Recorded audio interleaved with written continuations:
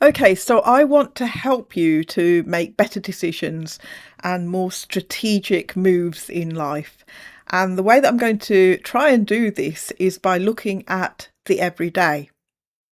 Questions that you might not have thought of, but we can decode together.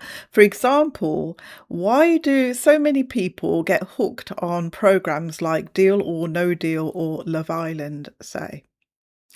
And why do we try and desperately save 50 pence on the shopping, but we can't actually face up to the really big financial decisions about life?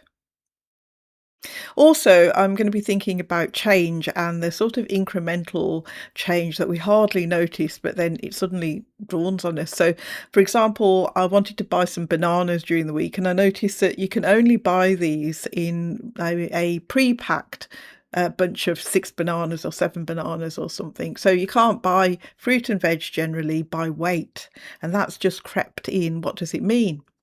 Or why have some things like types of work, for example, been completely rebranded? So some manual work is now reclassified as having leisure potential, for example, or fitness potential. Let's look at that.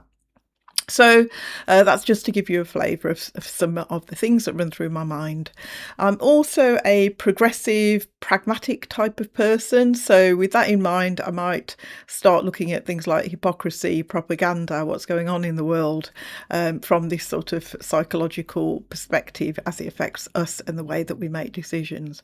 Okay, so if any of that sounds useful for you or just intriguing, then do join me for future episodes of For Reference.